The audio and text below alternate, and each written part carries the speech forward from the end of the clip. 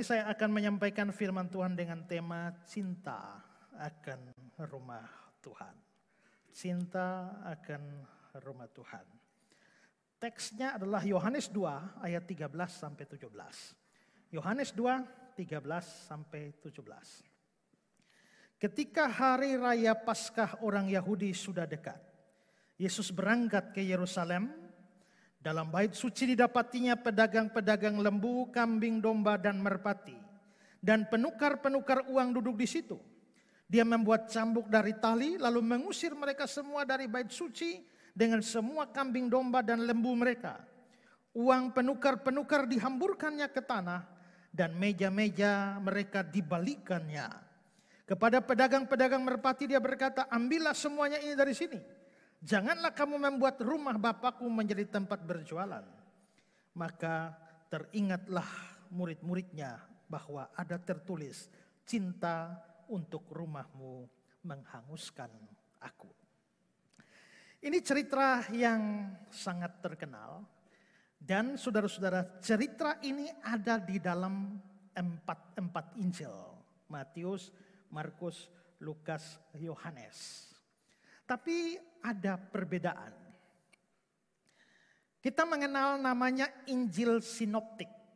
Sinoptik itu artinya sin itu bersama-sama, optik itu melihat. Jadi sinoptik itu artinya melihat bersama-sama.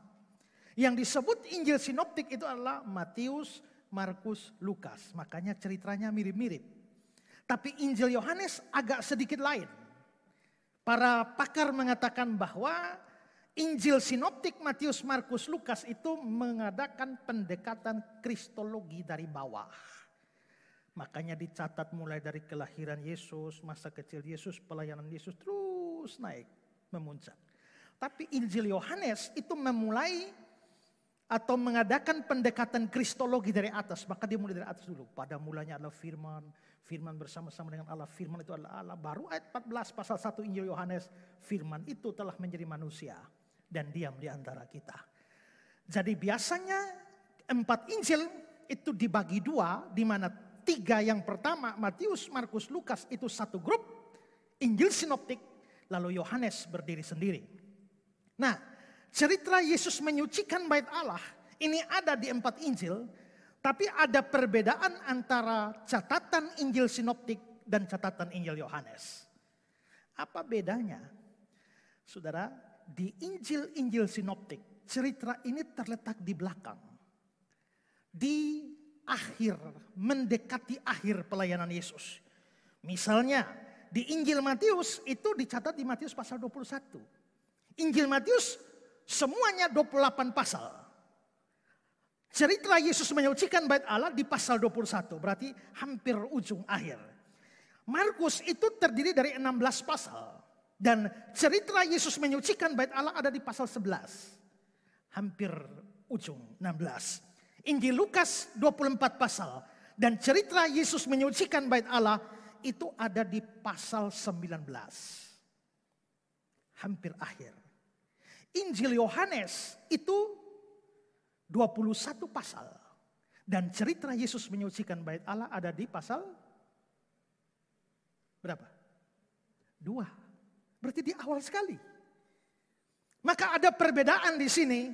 Injil sinoptik itu di ujung sana hampir selesai masa pelayanan Yesus. Tapi Injil Yohanes justru diletakkan paling awal di pasal 2. Kelihatannya itu dimulai di awal pelayanan Yesus. Lalu saudara, di dalam Injil sinoptik ada setiap kali setelah Yesus, cerita Yesus menyucikan bait Allah, Matius, Markus, Lukas menutupnya dengan kata-kata Yesus. Rumahku adalah rumah doa, tetapi kamu menjadikannya sarang penyamun. Tapi di Injil Yohanes tidak ada. Yang ketiga, di dalam Injil Yohanes ada kata-kata cinta untuk rumahmu menghanguskan aku. Tapi di Matius, Markus, Lukas tidak ada. Lalu di dalam Injil Yohanes setelah peristiwa Yesus menyucikan bait Allah, terjadilah percakapan dengan orang Yahudi dan Yesus mengeluarkan satu kalimat penting. Ayat 18 dan 19. Orang-orang Yahudi menantang Yesus, katanya, tanda apa yang dapat engkau tunjukkan kepada kami? Bahwa engkau berhak bertindak demikian? Jawab Yesus kepada mereka, rombak bait Allah ini dan dalam 3 hari aku akan mendirikan kembali. Tapi kalimat ini tidak ada di Matius, Markus, Lukas. Sekarang saya bertanya, apakah cerita Yesus menyucikan bait Allah itu hanya terjadi 1 kali atau 2 kali? Dengan perbedaan seperti ini.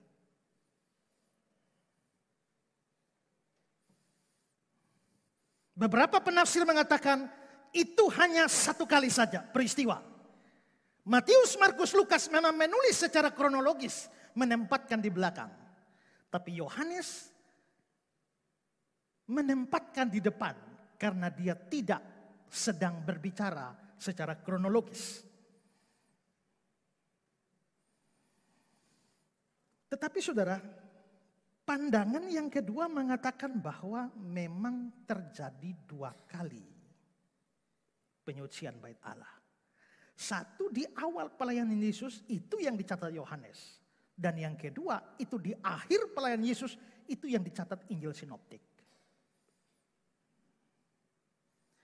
Apa dasar untuk mengatakan bahwa itu 2 kali? Gini, pada waktu Yesus mau diadili, mereka kan butuh saksi. Lalu mereka mulai cari-cari saksi, susah sekali. Maka muncullah saksi-saksi palsu untuk menceritakan atau membeberkan sebuah kesalahan Yesus yang layak untuk dihukum mati. Dan satu alasan yang mereka pakai, yang dipakai oleh para saksi, itu adalah kata-kata Yesus, rombak bait Allah ini. Dan aku akan membangunkan dalam 3 hari. Mari lihat Markus 14. Mulai ayat 55. Imam-imam kepala malah seluruh mahkamah agama mencari kesaksian terhadap Yesus supaya dia dapat dihukum mati. Tapi mereka tidak memperolehnya. Banyak juga orang yang mengucapkan kesaksian palsu terhadap dia, tapi kesaksian-kesaksian tidak sesuai satu dengan yang lain. Lalu beberapa orang naik saksi melawan dia dengan tuduhan palsu. Kami sudah mendengar orang ini berkata, aku akan merobohkan bait suci buatan tangan manusia ini, dan dalam 3 hari akan kudirikan yang lain yang bukan buatan tangan manusia. Dalam hal ini pun kesaksian mereka tidak sesuai yang satu dengan yang lain. Perhatikan kalimat ini. Orang ini berkata rombak bait Allah dan dia akan bangun kembali. Dalam hal ini kesaksian mereka tidak cocok satu sama lain. Kenapa tidak cocok?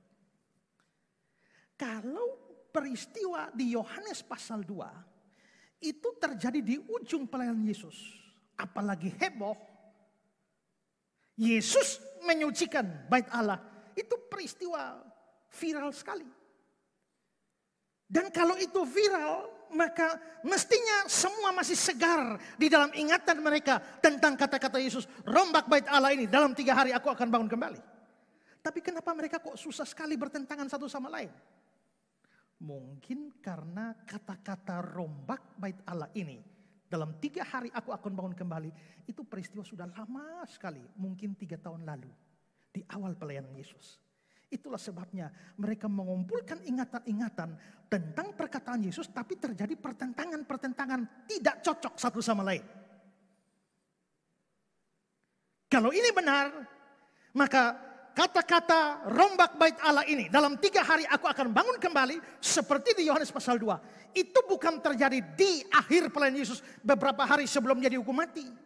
Kalau itu di akhir, maka terlalu mudah untuk menggunakan cerita itu untuk menantang Yesus. Tapi bahwa mereka tidak cocok mungkin itu karena mereka lupa, tidak tahu persis. Karena kata-kata itu sudah lama diucapkan sekian tahun yang lalu. Maka catatan Yohanes tentang Yesus menyucikan bait Allah memang terjadi di awal pelayanan Yesus. Dan catatan Injil Sinoptik tentang peristiwa itu terjadi di akhir pelayanan Yesus. Jadi memang ada 2 kali penyucian bait Allah. Pertanyaannya, kalau 2 kali kok mirip banget? Terus kita jawab, kalau memang mirip banget, namanya mirip, kan belum tentu sama. Atau tidak harus sama. Mungkin saja Yesus menyucikan bait Allah di awal pelayanannya.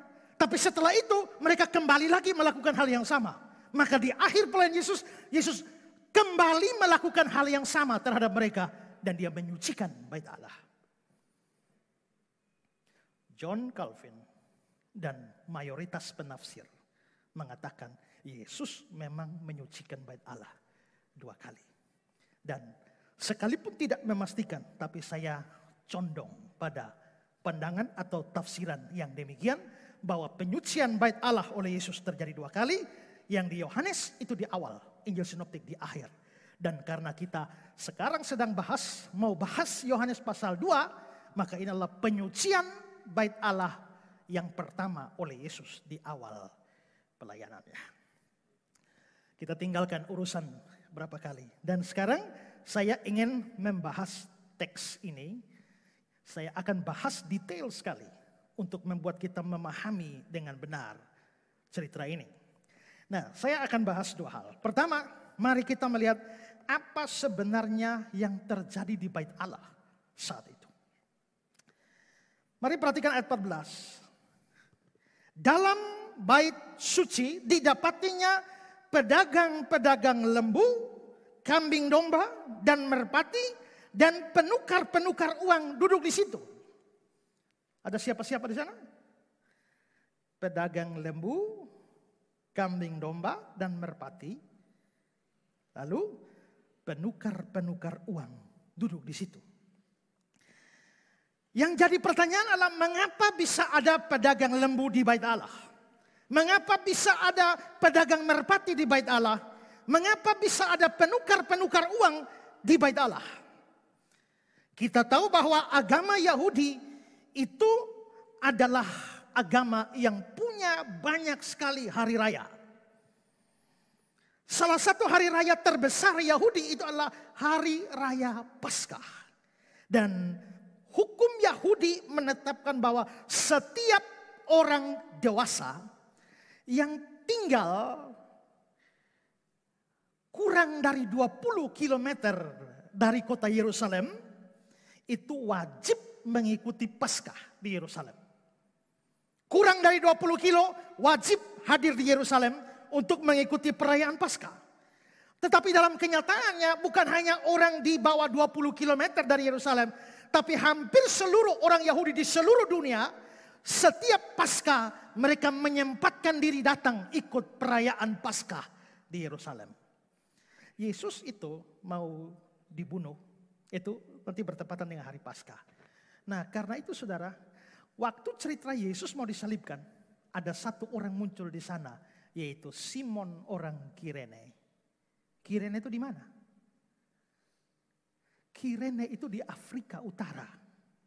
Jadi Simon orang Kirene itu adalah Simon dari Afrika sana, Afrika Utara sana. Kenapa Simon orang Afrika bisa muncul di Yerusalem? Karena dia orang Yahudi Afrika. Sekalipun dia tinggal di Afrika, menjelang Paskah dia sudah datang ke Yerusalem untuk bisa merayakan Paskah di Yerusalem. Ternyata baru masuk kota Yerusalem, Yesus mau disalib, maka dia dipaksa untuk pikul salib Yesus.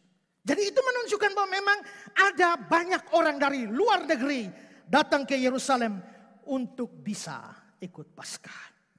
Karena itu saat perayaan Paskah, manusia berjubel di Yerusalem. Ada hari raya yang lain selain Paskah, yaitu Pentakosta. Pentakosta itu hari untuk merayakan 2 hal. Pertama, untuk memperingati turunnya 10 hukum. Dan yang kedua itu hari syukur panen. Itu hari Pentakosta.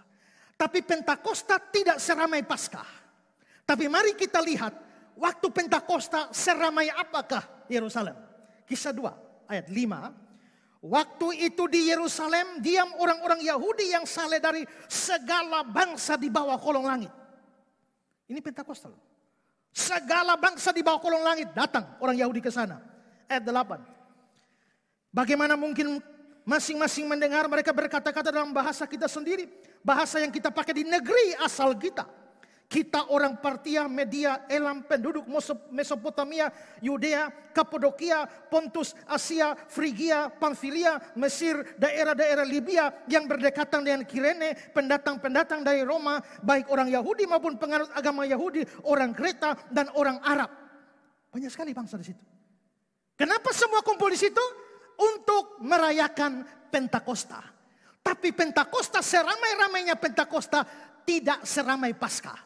Berarti kalau Pentakosta saja sudah begitu banyak orang, Paskah itu lebih ramai lagi. Yerusalem penuh dengan orang Yahudi dari segala bangsa.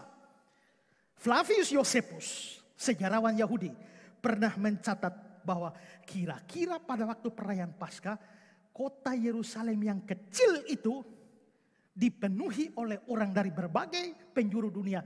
Kira-kira 2,5 juta manusia. 2,5 juta orang ada di Yerusalem untuk merayakan Paskah. Nah, kita tahu bahwa salah satu hal penting di dalam ibadah Israel adalah sistem korban. Korban binatang, kambing, domba, lembu untuk yang mampu. Yang miskin boleh mempersembahkan burung merpati. Nah, maka Simon orang Kirene kalau dia ikut Paskah, dia harus persembahkan kambing. Dia dari Afrika Utara. Kalau dia tarik kambing dari Afrika, ya, itu tidak lucu itu ya. Bayangkan orang membawa kambing lembu dari berbagai negara yang lain. Itu mustahil. Sehingga memang yang paling bagus itu adalah datang bawa diri saja. Pegang kartu ATM saja. Nanti sampai Yerusalem baru cari kambing, domba atau merpati. Ya, karena itulah maka disediakanlah pasar hewan di Yerusalem. Sebenarnya ada pasar hewan itu di sekitar kolam Bethesda. Jadi orang beli di sana, di sekitar kolam Bethesda, lembu, kambing, domba, burung merpati, lalu persembahkan di Bait Allah. Tapi rupanya pasar hewan di Bethesda tidak digunakan. Tapi justru terjadi pasar hewannya dibawa di Bait Allah. Makanya ayat 14. Dalam bait suci didapatinya pedagang-pedagang lembu, kambing, domba, dan merpati duduk di situ. Kenapa? Ini pasar hewan Bethesda pindah ke Bait Allah. Aturan lain dari Yahudi adalah semua orang yang sudah umur 19 tahun. Laki-laki wajib bayar pajak Bait Allah. Wajib bayar pajak Bait Allah. Pajak itu diperlukan untuk seluruh peribadatan di dalam Bait Allah. Berapa harga pajaknya? Pajaknya itu setengah sikal.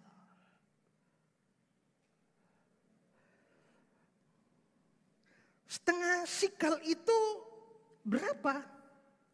Ya, setengah sikal itu adalah biaya buruh harian 1,5 hari. 1,5 hari. Itu setara dengan setengah sikal. Nah, untuk menghitung ini, saya mau hentar ke kondisi kita sekarang. Nah, setengah sikal itu sama dengan upah kerja 1,5 hari. Coba perhatikan slide ini. Setengah sikal upah kerja 1,5 hari. Terus upah kerja 1 hari berapa? Mari kita hitung UMR-nya NTT.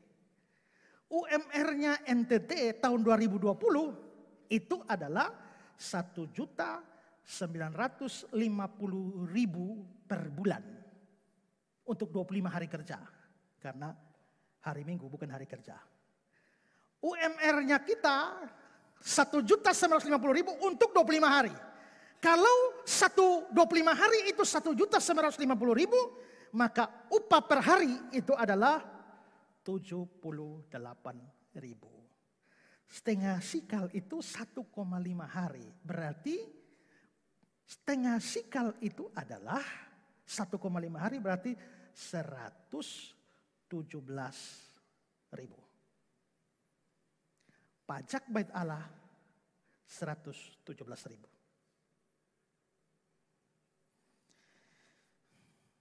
Pajak ini harus dibayar, tidak boleh dari mata uang lain. Harus mata uang Israel, yaitu sikal. Karena mereka percaya sikal itu mata uang yang kudus. Nah, saudara bayangkan, kalau hutang pada orang lain, saudara hutang pada saya boleh bayar dalam mata uang lain. Tapi untuk masuk rumah Tuhan tidak boleh mata uang lain, harus sikal. Nah, orang Yahudi dari berbagai bangsa, mata uangnya beda-beda. Waktu mereka datang mau bayar pajak, tidak bisa uang mereka masuk. Bawa dolar ke sana tidak bisa, rupiah tidak bisa, rupiah tidak bisa, pound sterling tidak bisa, harus tukar ke shekel. Maka ayat 14, dalam bait suci didapatinya penukar-penukar uang. Duduk di situ. Money changers ada di sana untuk tukar. Itulah sebabnya kenapa ada pasar hewan dan money changers di dalam bait Allah. Jadi sebenarnya saudara, kalau kita pikir sederhana, dijualnya binatang di bait Allah itu menolong daripada repot-repot cari ke pasar Bethesda, ada langsung di bait Allah. Mau cari tukar uang di mana? Money changers di mana? Ada di bait Allah. Sehingga sebenarnya itu menolong orang Yahudi dari berbagai bangsa untuk melakukan transaksi di sana. Sebenarnya menolong. Tapi apa masalah sebenarnya sampai Yesus ngamuk seperti itu? Ada dua masalah serius. Pertama, pasar hewan dan penukaran uang itu dilakukan di bait Allah. Nah, saudara perlu ketahui bahwa bait Allah, kalau kita ya disebut bait Allah, bahasa Indonesia saja, bait Allah selesai. Tapi dalam bahasa asli, bahasa Yunani, kata yang diterjemahkan bait Allah itu ada dua. Yang pertama namanya naos. Naos itu menunjuk pada bait Allah secara khusus untuk ruang suci, ruang maha suci. Sedangkan kata yang kedua adalah hiron. Hiron itu meliputi seluruh area sampai halaman-halamannya. Coba saudara lihat gambar ini. Nah, naos itu yang warna biru itu. Khusus ruang suci, maha suci. Hiron itu seluruh yang saya beri kotak merah. Jadi kalau kita baca teks asli, kalau dia bilang naos berarti kita tahu hanya yang area biru. Tapi kalau kata Yunaninya hiron, maka kita tahu itu yang seluruhnya di dalam kotak merah.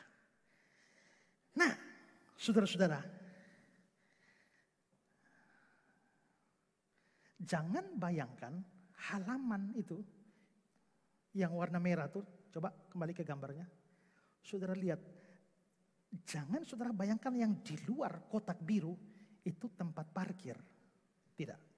Bukan seperti kita halaman begini, halaman kita kan tempat parkir. Nah, tapi saudara, halaman itu juga tempat ibadah. Coba kita lihat Mazmur 84. Sebab lebih baik satu hari di pelataranmu. Pelataran itu apa? Halaman. Lebih baik berdiri di ambang pintu rumah Allahku. Kok di ambang saja? Kalau saudara datang ibadah hanya di ambang, ngapain datang ke sini? Masuk dong. Tapi bait Allah, ambang pintu itu juga tempat ibadah. Mazmur 104. Masuklah melalui pintu gerbangnya dengan nyanyian syukur ke dalam pelatarannya, ke halamannya.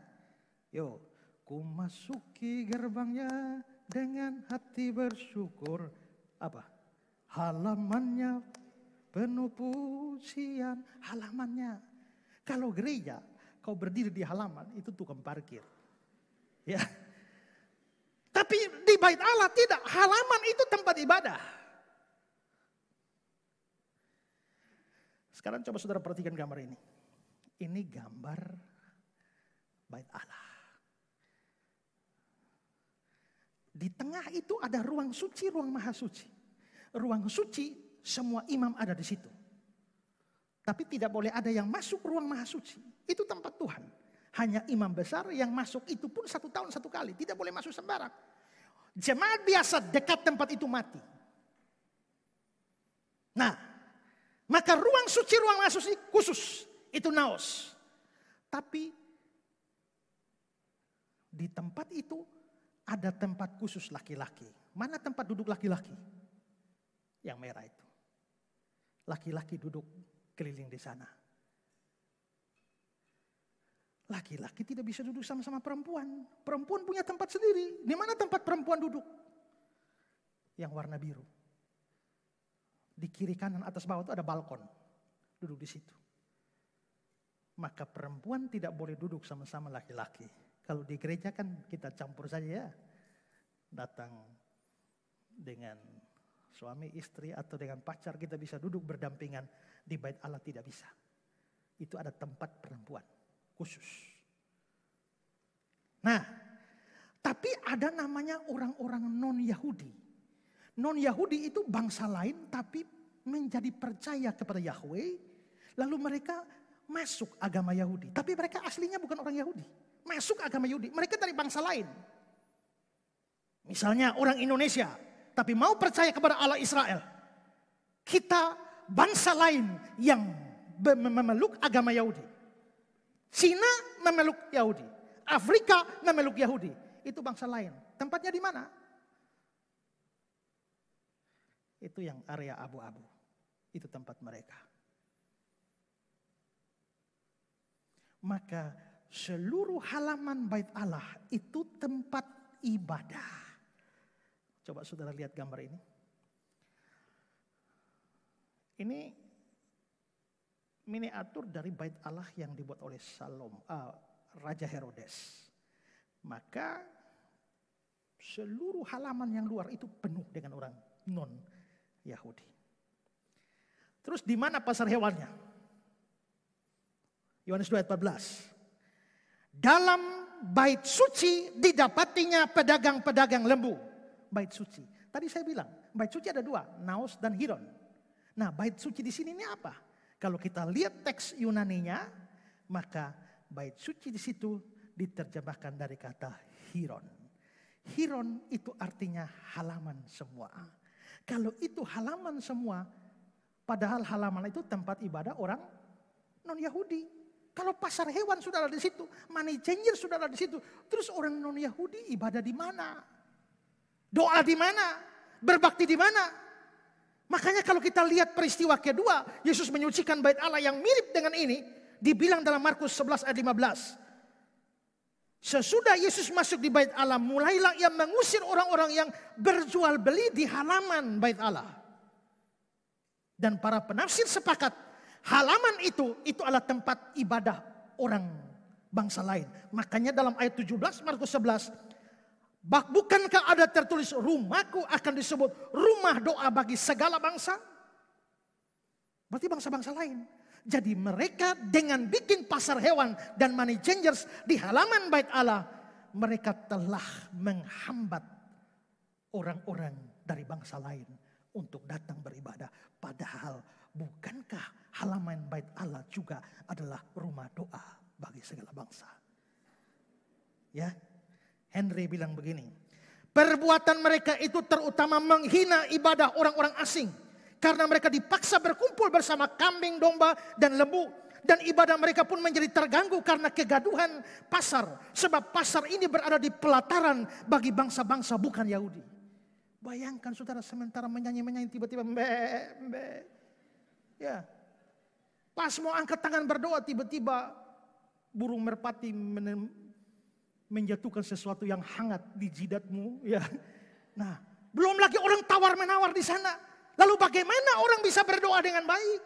Bagaimana orang bisa beribadah dengan baik? Inilah yang bikin Tuhan Yesus marah. Kelihatannya harus kita perhatikan bahwa Tuhan Yesus marah kalau ada orang mengganggu ibadah. Makanya kalau saudara ibadah, orang lain ibadah, saudara ngobrol sendiri bikin ganggu orang lain, Tuhan Yesus lama-lama dia usir kau.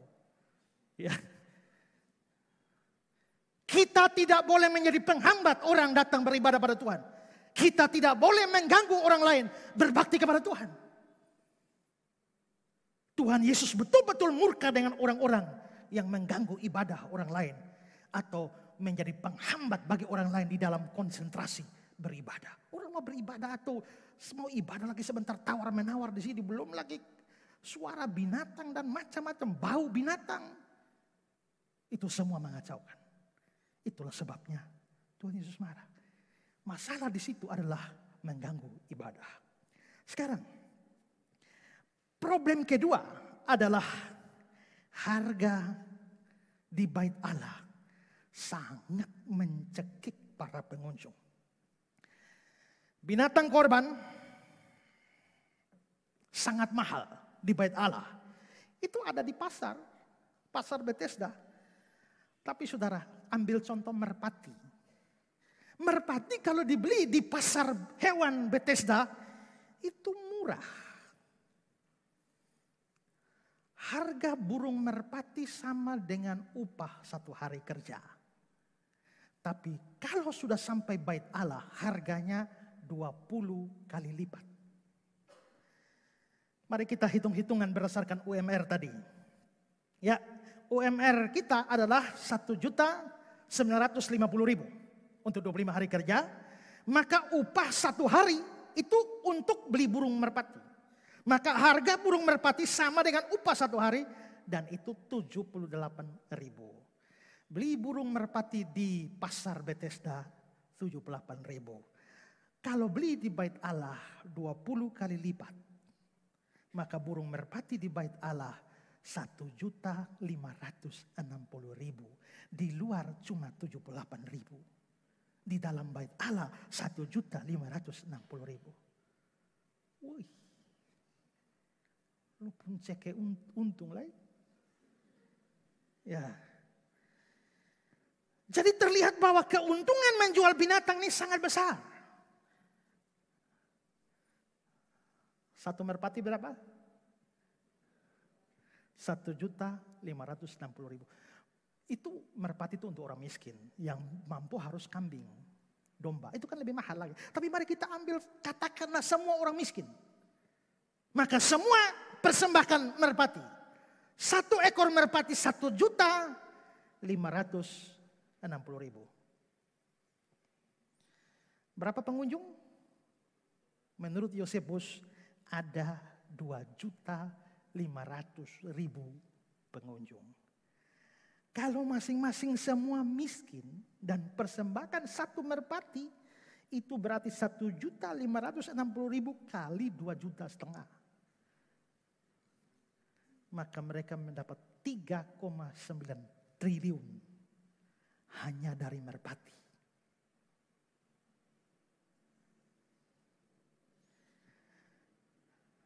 Kalau harganya semahal itu, beli di luar saja.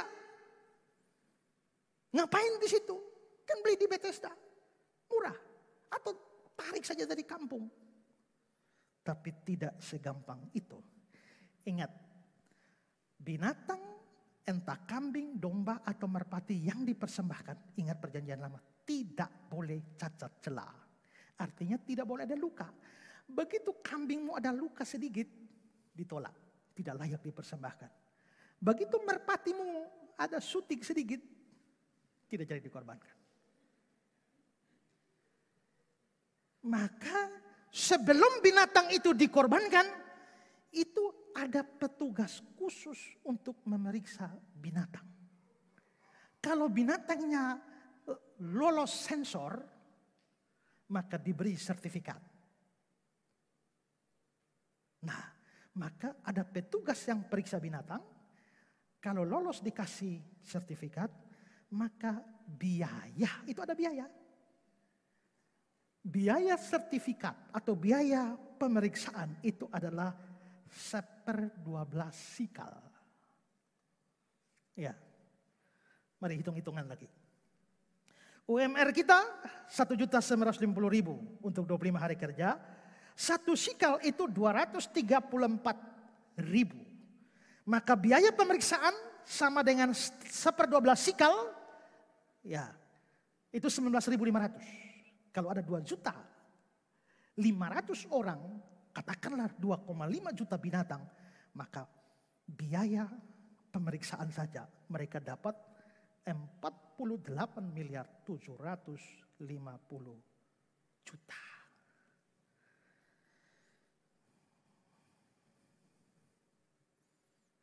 Untung banyak ya. Sekarang kita bicara money changers.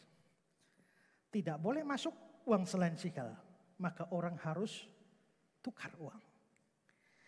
Nah, kalau untuk tukar uang, maka uang untuk setiap 2 sikal ada biayanya, yaitu 1/6. Oke, mari hitung lagi. UMR kita 1.950.000 untuk 25 hari kerja. Ya. 2 sikal itu 468.000. Jadi kita bawa uang 468.000 untuk tukar ke mata uang sikal. Biaya tukar itu adalah 1/6. Maka 1/6 dari 468.000 berarti 78.000. Maka uang yang kembali ke kita cuma 390.000. Bawa uang 468.000 kembali cuma 390.000. Jadi saudara, bayangkan betapa besarnya keuntungan para money changers ini.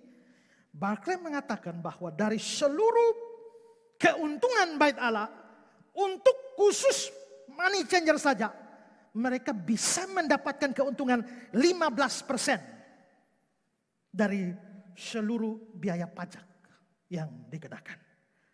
Mari hitung. Biaya pajak Bait Allah itu 1/2 sikal per orang. 1/2 sikal berarti masing-masing orang 117.000. Menurut Yosefus, rata-rata ada 2,5 juta orang yang hadir. Berarti 2,5 juta itu perlu dikalikan dengan 117.000. Maka hasilnya adalah 292 miliar. Keuntungan penukar uang adalah 15% dari pajak. Maka 15% dari 292 miliar, sisanya mereka dapatkan keuntungan 43.875 juta. Luar biasa. Coba saudara bayangkan kira-kira berapa banyak kekayaan di Bait Allah. Mari perhatikan komentar Barclay. Ketika Krasus merebut kota Yerusalem dan merampas harta benda Bait Allah pada tahun 54 sebelum Masehi. Ini tahun 54 sebelum Masehi. Berarti 54 tahun sebelum Yesus. Dia mengambil uang hampir sebanyak 4.000 juta. 4.000 juta itu kan 4 miliar. Dari semua jumlah yang ada, sisanya masih ada di Bait Allah, masih sangat banyak. 54 tahun sebelum Yesus, itu jumlahnya sudah lebih dari 4 miliar. Terus pada zaman Yesus berapa? Kalau dihentar pada zaman sekarang berapa?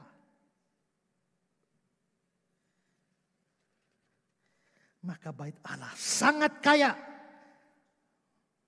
Pedagang-pedagang kambing, lembu, merpati, penukar uang mendapatkan keuntungan besar sekali. Tapi semua praktek jual beli itu tak mungkin dilakukan tanpa restu imam besar, yakni Imam Besar Hanas. Barclay mengatakan, kios-kios yang menjual hewan kurban ini disebut Basar Hanas dan merupakan milik pribadi keluarga imam besar yang bernama Hanas. Wah, maka saudara lihat imam besar di situ kan sama seperti pendeta di gereja. Pemimpin agamanya. Maka saudara bisa bayangkan kira-kira imam besar Hanas kaya apa.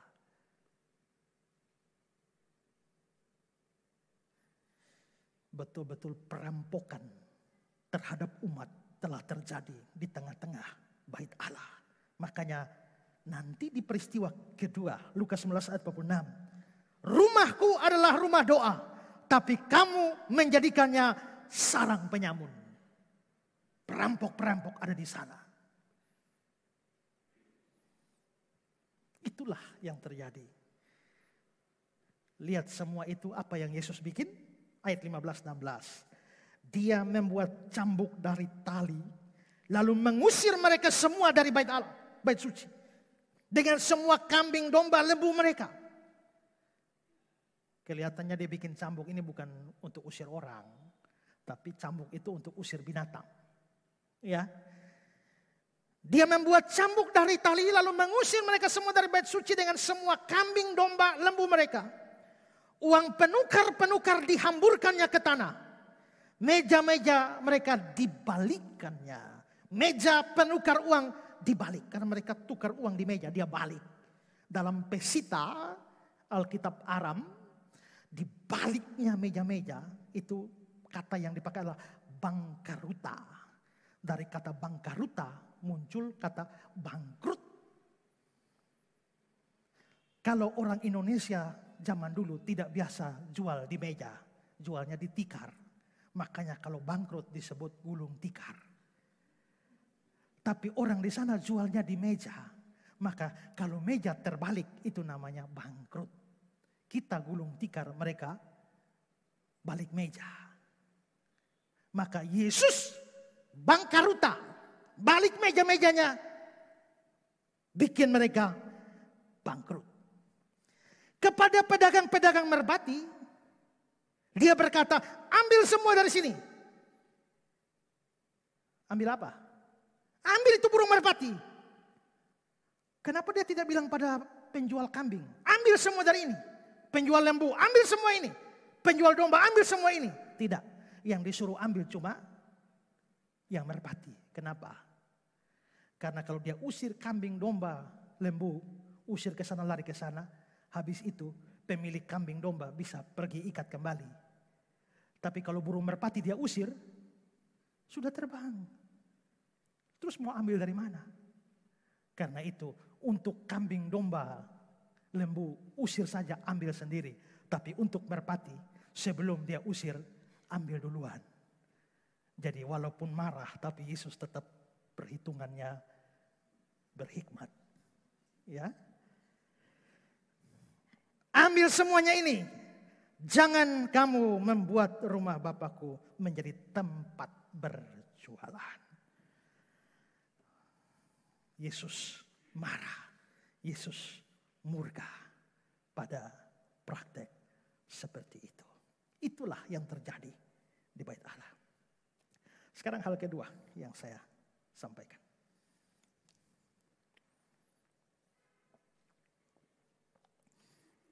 Saya akan bahas kata-kata cinta akan rumah Tuhan.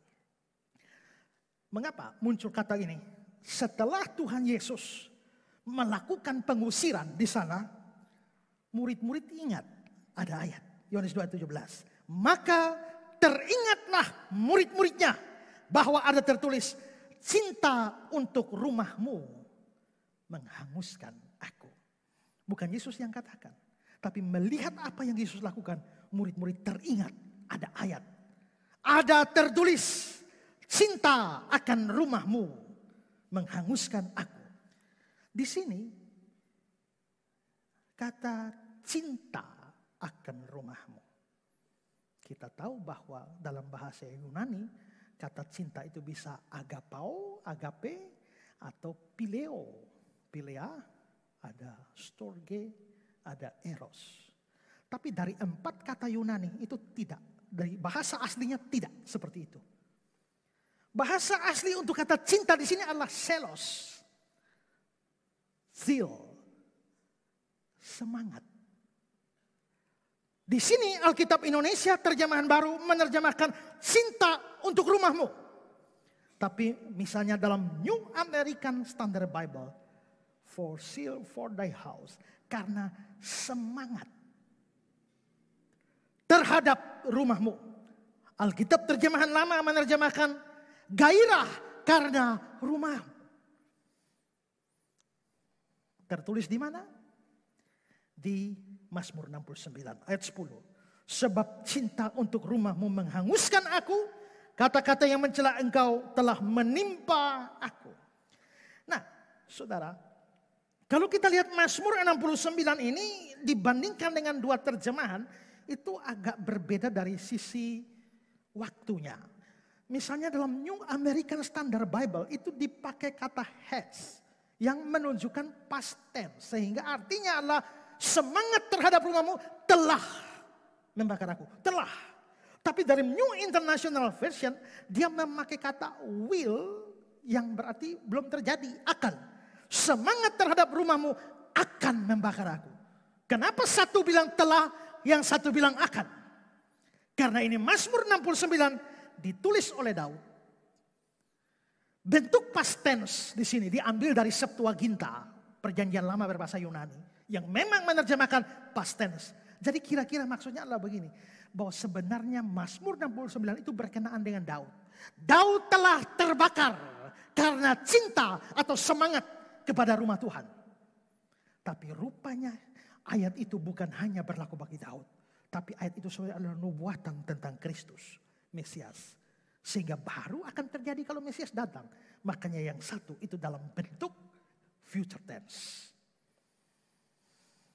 Nah, dari semua ini peristiwa penyucian bait Allah ini itu dikaitkan dengan cinta atau semangat terhadap rumah Tuhan yang di Mazmur ditulis oleh Daud. Itu berarti bahwa Daud memang cinta rumah Tuhan. Daud memang bersemangat untuk rumah Tuhan. Daud memang bergairah untuk rumah Tuhan. Tapi kalau ayat itu dikaitkan dengan apa yang baru Yesus lakukan oleh murid-murid, itu berarti bahwa Yesus sendiri cinta rumah Tuhan. Yesus bersemangat untuk rumah Tuhan. Yesus bergairah untuk rumah Tuhan. Jikalau Daud juga Yesus sangat bergairah untuk rumah Tuhan.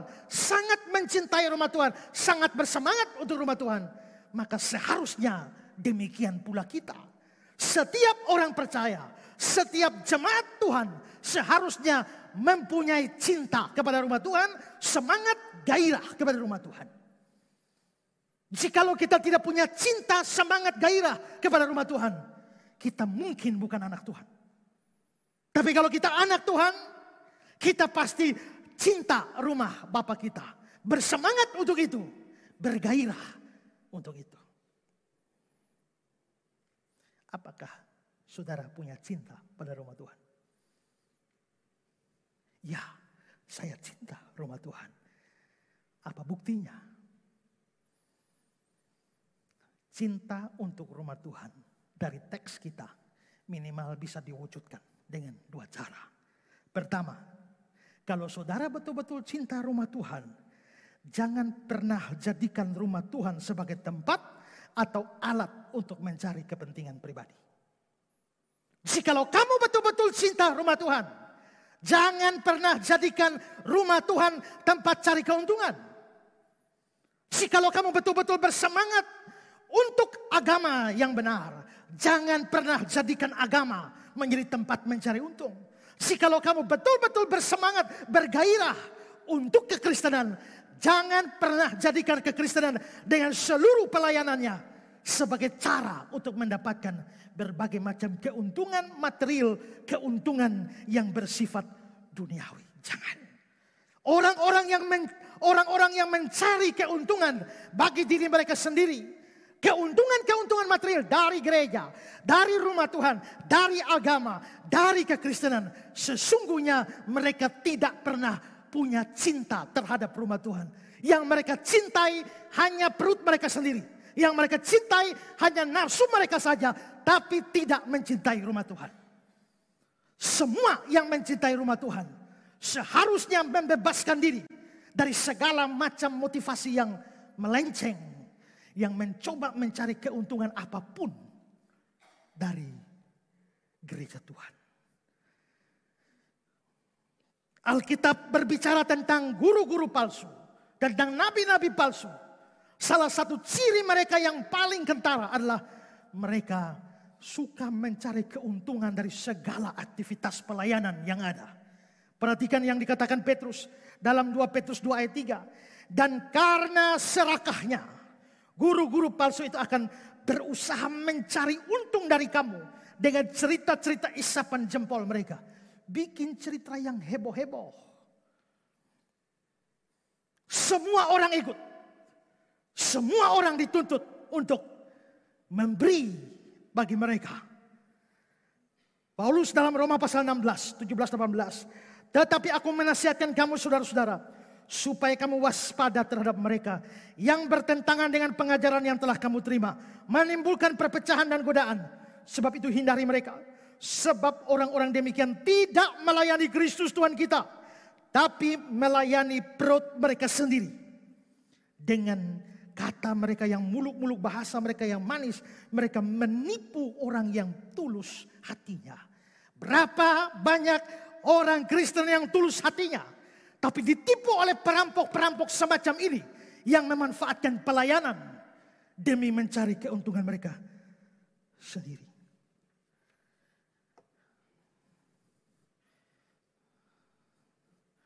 Coba lihat berita ini. Seorang pastor di Singapura dikenakan dakwaan. Kenapa?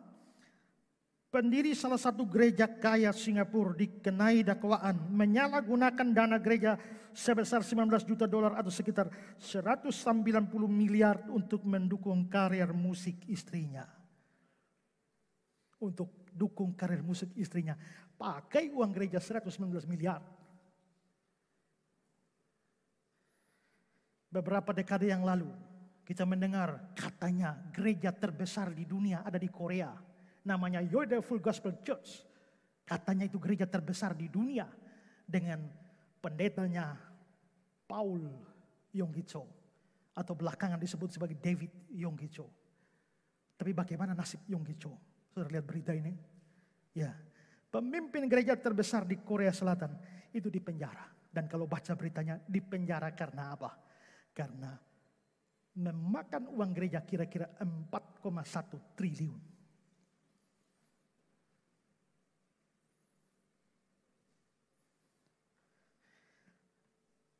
Kita sudah melihat bahwa Tuhan Yesus sangat murka terhadap orang-orang yang memanfaatkan gereja, memanfaatkan rumah Tuhan, memanfaatkan agama, kekristenan demi mencari keuntungan pribadi.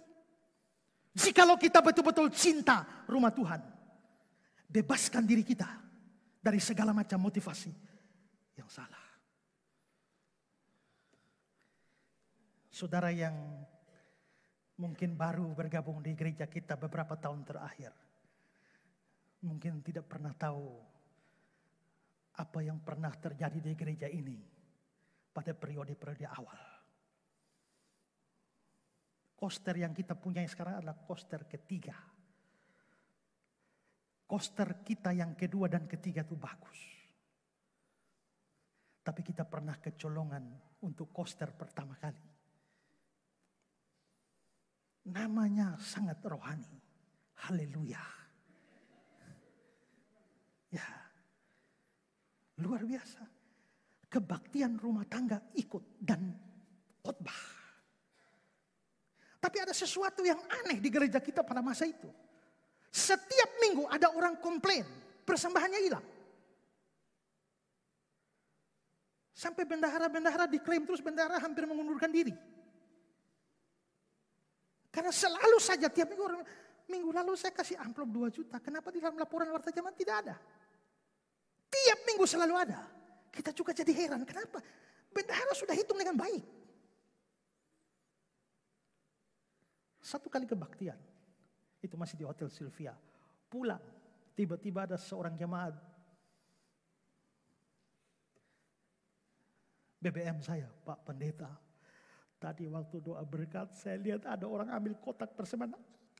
Rauh uang dari dalam. Siapa? Ibunya tidak berani kasih tahu. Sudah dipaksa-paksa juga tidak kasih tahu. Akhirnya minggu berikut kita bilang, pasang kamera. Panitia pembangunan datang. Ini sekian lama kotak pembangunan tidak ada slot. Sekarang baru pasang slot. Saya bilang, kalau pasang slot, untuk apa lagi kita tidak dapat mencurinya? Tetap biarkan terbuka. taruh di situ kamera dari balik bunga. Kebaktian berjalan dengan biasa. Sampai saya doa berkat. Beberapa orang sudah disuruh kalau doa berkat jangan tutup mata. Ya, awasi semua. Kamera juga ada.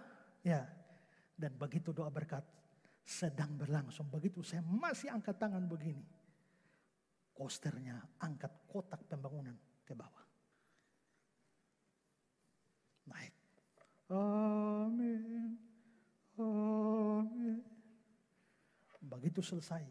Kalau saya tidak salah Ibu Rita yang info saya. Pak itu dia sudah ambil. Tangkap, jangan pulang. Tangkap. Begitu tangkap. Kita majelis dan panitia pembangunan duduk keliling. Tanya, menyangkal. Pak Minggus langsung berdiri. Cabut dari kantongnya. Begitu banyak amplop sudah di kantong. Dia duduk di situ. Begitu banyak amplop. Pak Jimmy Lasa sebagai ketua pembangunan langsung plak. Tempel yang satu kali. Saya tahan Pak Jimmy. Jangan. Tapi setelah itu saya pulang saya menyesal. Mestinya saya harus ambil bagian. Minimal 1-2 kali. Ya. Lalu diinterogasi. Setiap minggu ambil. Ya. Rata-rata tiap minggu dapat berapa? Kira-kira rata-rata 2 juta tiap minggu. Pantas hilang. Kita bangun gedung ini, material kurang terus. Kenapa? Material masuk di gedung ini, dijual oleh Koster. Kita punya sumur 3, masyarakat sekitar kita boleh bebas pakai air di sini. Tapi masyarakat mengeluh karena tiap bulan harus bayar biaya air ke Koster.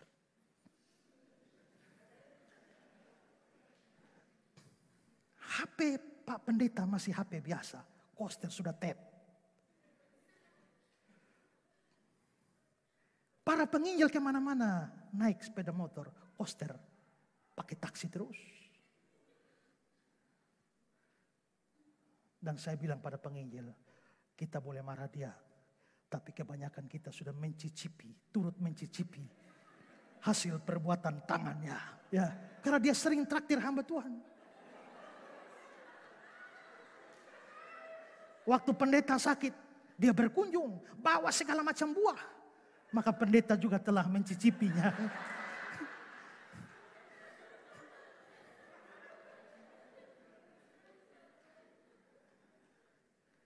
Akhirnya kami berhentikan dari gereja ini.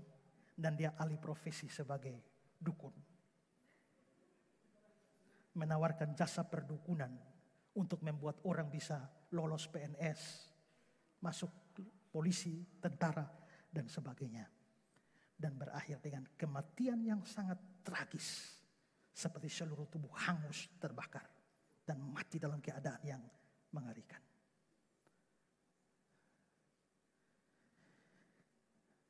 Ada di rumah Tuhan. Tapi melihat rumah Tuhan hanya kesempatan mencari keuntungan pribadi. Saya tidak tahu. Kita mungkin bukan mencari keuntungan keuangan. Tapi bisa jadi mencari keuntungan-keuntungan lain. Tapi tidak sejalan dengan firman Tuhan. Jikalau kita betul-betul cinta rumah Tuhan. Jangan pernah berpikir untuk mencari segala macam keuntungan pribadi kita. Lewat seluruh aktivitas keagamaan apapun. Seperti yang terjadi di Bait Allah. Yang kedua. Jikalau kita cinta rumah Tuhan. Maka kita harus berani berjuang demi kemurnian rumah Tuhan. Jikalau kita cinta gereja Tuhan, harus berani berjuang demi kemurnian gereja.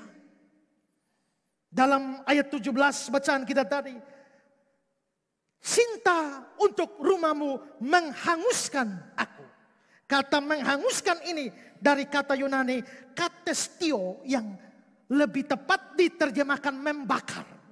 Maka di dalam New International Version, semangat terhadap rumahmu akan membakar aku. Itu yang terjadi pada Yesus. Jadi saking cintanya kepada rumah Tuhan, saking bersemangat terhadap rumah Tuhan, saking bergairah terhadap rumah Tuhan, hati Tuhan Yesus terbakar, hangus terbakar. Karena rumah Tuhan dijadikan sarang penyamun. Hatinya yang terbakar mengeluarkan amarah. Tapi amarah yang suci. Amarah yang kudus. Amarah yang lahir dari sebuah cinta kepada rumah Tuhan. Ya, cinta kepada rumah Tuhan. Cinta kepada gereja Tuhan. Cinta kepada kekristenan.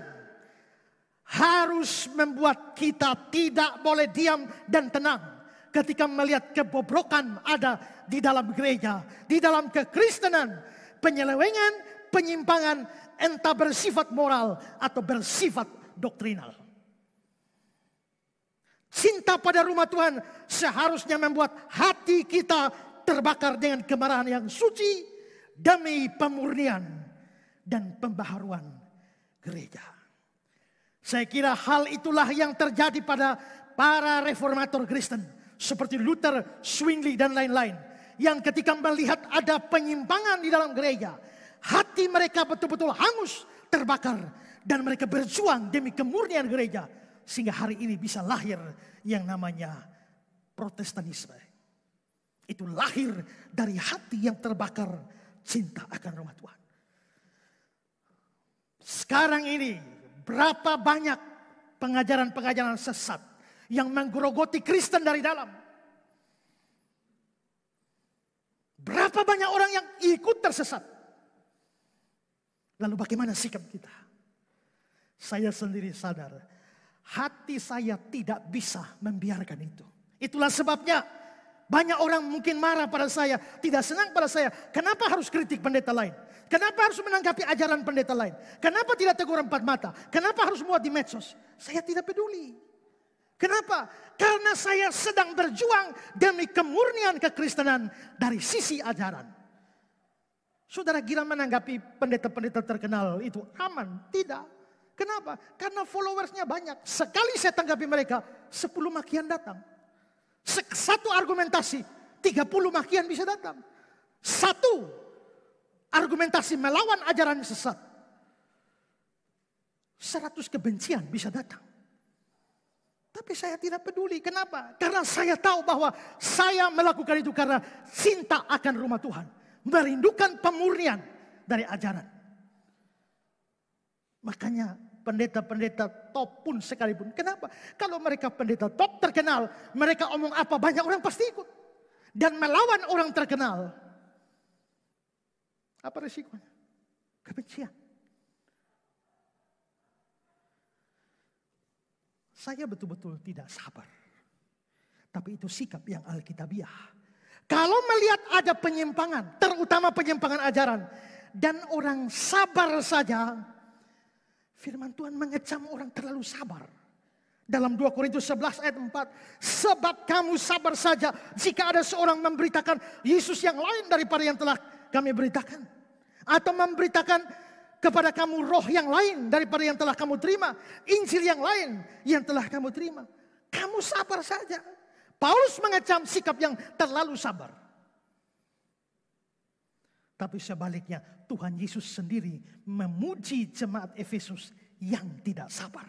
Wahyu 2 ayat 2. Aku tahu segala pekerjaanmu, baik jeripayahmu maupun ketekunan-mu. Aku tahu bahwa engkau tidak dapat sabar terhadap orang jahat. Engkau mencobai mereka yang menyebut dirinya rasul, tapi yang sebenarnya tidak demikian. Engkau mendapati mereka pendusta. Itu pujian, aku tahu pekerjaanmu, engkau tidak dapat sabar. Maka kalau ada penyimpangan, ada penyelewengan di dalam gereja, di dalam pelayanan, di dalam rumah Tuhan, di dalam kekristenan. Dan saudara bilang sabar saja, sabar saja. Kalau Yesus seperti saudara, sabar saja. Maka rumah Tuhan akan terus jadi sarang penyamun. Tapi cinta akan rumah Tuhan membuat Yesus tidak mau sabar terhadap hal itu. Ada saatnya sabar dan itu baik. Tapi ada saatnya sabar itu tidak baik. Ada saatnya tidak sabar itu tidak baik. Tapi ada saatnya tidak sabar itu baik. Karena itu kekristenan membutuhkan orang-orang yang mencintai rumah Tuhan. Mencintai gereja Tuhan. Mencintai pelayanan. Mencintai kekristenan. Yang merindukan pemurnian dan pembaharuan di dalam gereja Tuhan. Jangan cari aman. Yesus gara-gara melakukan hal itu, ujung-ujungnya kebencian dan kematian. Tapi Yesus tidak cari aman. Cinta akan rumah Tuhan membuat dia terus berjuang. Di awal pelayanan dia melakukannya. Belakangan setelah 3 tahun kemudian masih praktek yang sama masih terjadi. Mereka kembali lagi melakukan hal yang sama. Yesus menyucikan bait Allah sekali lagi di ujung pelayanannya. Dan itu membawa dia, salah satu alasan membawa dia ke tiang salib. Dia tidak cari aman. Cinta akan rumah Tuhan membakar, menghanguskan dia untuk sebuah pemurnian. Apakah saudara cinta rumah Tuhan? Jangan cari keuntungan untuk dirimu sendiri darinya. Jikalau ada penyelewengan, berjuanglah untuk pemurnian. Cinta akan rumah Tuhan menghanguskan aku. Cinta akan rumah Tuhan harus membakar kita. Ya, membakar kita.